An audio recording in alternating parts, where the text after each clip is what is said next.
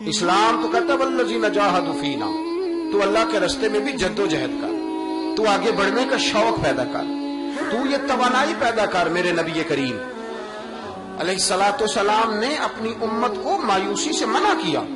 فرمایا رب سے دعا مانگو تو اس طرح نہ مانگا کرو، یہ مشکات میں حدیث ہے، فرمایا یوں نہ دعا مانگا کرو کہ یا اللہ دے چاہے نہ دے، فرمایا رب سے مانگو تو پورے شوق سے مانگو، عرض کرو یا اللہ دے تو ہی ہمیں عطا فرمائے گا، مالک عطا فرماؤ، فرمایا ذوق سے مانگو، جذبے سے مانگو۔ ہمارے ہاں استاد دو قسم کے ہوتے ہیں، ایک ٹیچر کی ڈیوٹی ہے اسکول جانا، اس نے کوشش کرنی ہے کہ اگر کوئی موقع مل جائے بھاگنے کا تو اسکول سے نکل جاؤں، کوئی چکر چل جائے تو۔ میں بھی چھوٹا سا استاد ہوں، تو استاد ناراض نہ ہو مجھ سے، سمجھ لے میں اپنی تربیت کے لیے بات کر رہا ہوں، تو کسی طریقے سے نہ کوئی چکر چل جائے، کوئی فارم چلو مل جائے، سائن کرانے چلے جاتے ہیں، کوئی ایسا چکر چل جائے صحیح نکل جائیں، یہ ایک استاد ہے۔ ایک استاد ہے اسے شوق ہے، اسے ذوق ہے پڑھانے کا، وہ جب دیکھتا ہے نا کہ یہ کچھ بچے کمزور ہیں تو وہ کہتا ہے تم نے سیکنڈ ٹائم میرے پاس بیٹھنا ہے مفت بغیر ٹیوشن۔ میں نے دیکھے ہیں یہ لوگ، میں نے دیکھے ہیں استاد اوور ٹائم دیتا ہے، ٹھیک کہہ رہا ہوں جی میں، دیتے ہیں جناب، دیتے ہیں۔ کچھ بچوں کو استاد کہتے ہیں تو گھر آ جانا، یعنی ایک استاد ہوتا ہے، ایک پرجوش استاد ہوتا ہے، ان دو لوگوں میں فرق ہے۔ اقبال کہا کرتے تھے اگر کوئی شعیب آئے مجھ تو شبانی سے کلیمی دو قدم، کہتے تھے دعا کرو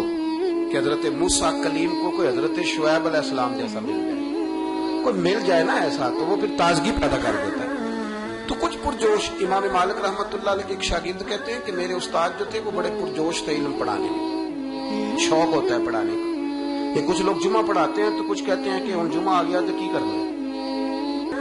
ہمارے شاگردوں میں بھی ایسی ہیں، رات کو پوچھتے ہیں۔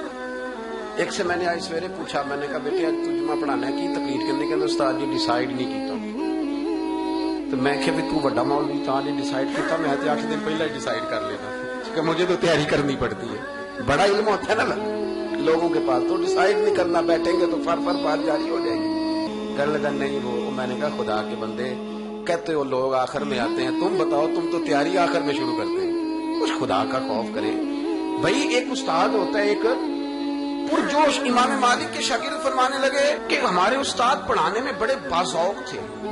ان کا جذبہ رہتا تھا پڑھانے کا، اور کتاب سے وابستہ رہتے، پڑھنا پڑھانا مسائل دریافت کرنا، یہ شعبہ ہے نا جی ہمارا۔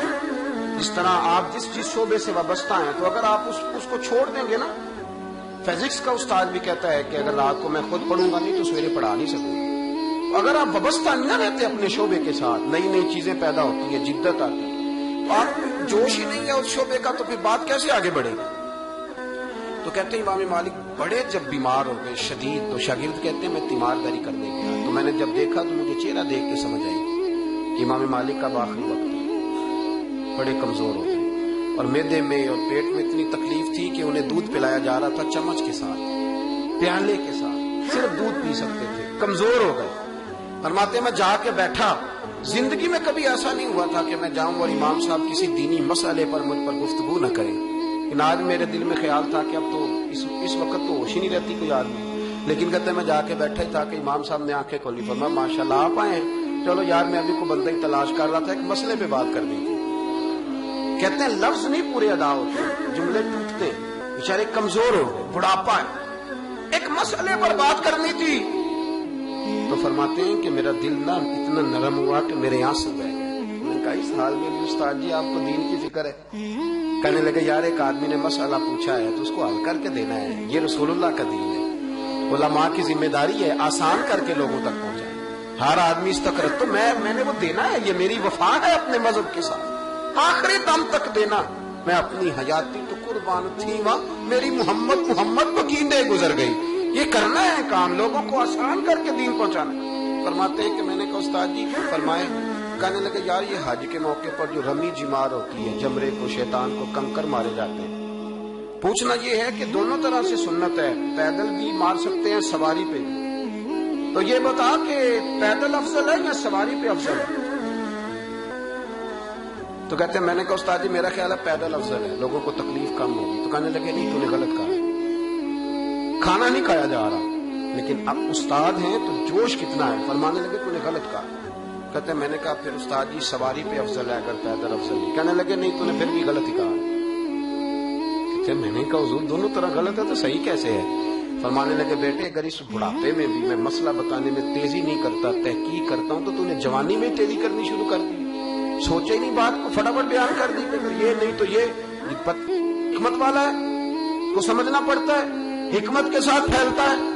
کہتے میں نے کہا استاد جی حکم کریں، پھر آپ بتائیں کیسے افضل ہے۔ فرمانے لگے مستحب ہے، اچھا عمل ہے، ایک شیطان کو کنکر مار کے تو دعا مانگی جائے، اور اتنی دیر مانگی جائے جتنی دیر میں انسان 20 آیات قرآن پاک کی پڑھ دیتا ہے، اور یہ مستحب عمل ہے، یعنی کرے تو ثواب ہے، نہ کرے تو گناہ نہیں۔ مستحب ہے کہ دوسرے کو کنکر مار کے پھر دعا مانگی جائے، تیسرے کو کنکر مار کے کھڑے نہیں ہونا، دعا مانگتے مانگتے چلے جائے۔ تو فرمانے لگے مسئلہ سن، جس نے چونکہ مستحب ہے مانگے چاہے نہ مانگے، تو جس نے تو کنکر مار کے دعا مانگنی ہے نا، اس کے لیے افضل یہ ہے کہ وہ پیدل کنکر مارے، اور جس کا ارادہ دعا مانگنے کا نہیں نا، اس کے لیے افضل یہ ہے کہ وہ سواری پہ بیٹھ کے کنکر مارے، تو دونوں جہتیں بدل جائیں گی۔ فرماتے ہیں اس بڑھاپے اور کمزوری میں میں نے امام مالک کی وہ فقاہت دیکھی، اور فرماتے ہیں جب فارغ ہو کے نا امام مالک سے میں باہر نکلا، سلام لے کے میں دروازے پہ پہنچا تھا، ابھی کمرے کے دروازے پہ امام صاحب نے بلند آواز سے کلمہ پڑھا اور ان کی روح پرواز کر گئی، بلند آواز سے کلمہ پڑھا، روح پرواز کر گئی۔ اتنا دین کا جذبہ، شوق، اتنا طبیعت کے اندر درد دین کے لیے کہ آخری وقت تک مسائل دین میں غوطہ زنی، کس طرح کر کے امت کو آسان دین پہنچایا جائے۔